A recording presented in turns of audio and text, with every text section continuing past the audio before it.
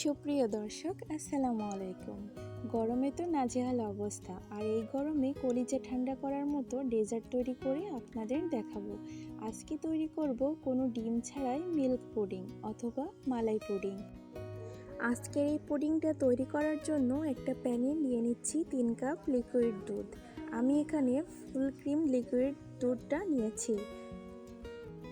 এবার এখানে নিয়ে নিচ্ছি 1/3 কাপ চিনি। চিনির পরিমাণটা আমি আমার পছন্দ মতো দিয়েছি। এবার এখানে দিয়ে দিচ্ছি 2 চা চামচ কর্নফ্লাওয়ার,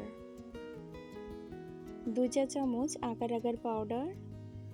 পুডিংটার মধ্যে সুন্দর একটা কালার আসার জন্য আমি এখানে দিয়ে দিচ্ছি 1 চা চামচ রেড ফুড কালার। ফুড কালারটা অপশনাল, আপনারা চাইলে এটা স্কিপ করতে পারেন। এবার আমি সবগুলো উপকরণ ভালোভাবে নেড়ে দিচ্ছি।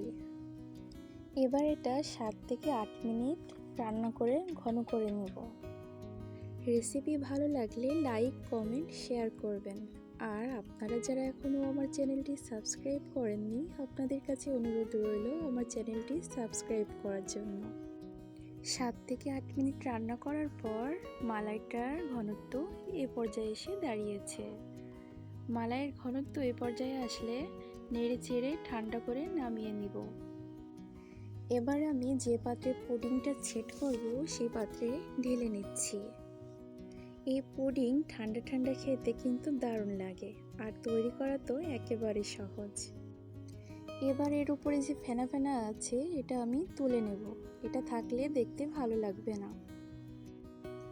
পুডিংটা আরও সুন্দর দেখার জন্য আমি এখানে কিছু চেরি ফল কুচি করে কেটে নিয়েছি।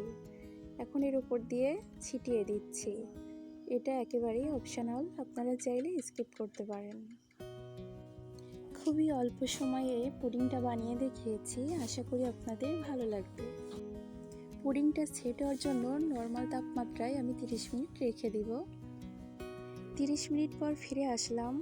দেখুন, মাশাআল্লাহ, আমার পুডিংটা কত সুন্দর সেট হয়ে গিয়েছে। পুডিংটা আমি এবার কেটে দেখাচ্ছি। আপনারা দেখুন পুডিংয়ের ভেতরটা কতটা সফট হয়েছে। আমার এই রেসিপি ফলো করলে আপনাদের পুডিংও পারফেক্ট হবে ইনশাআল্লাহ।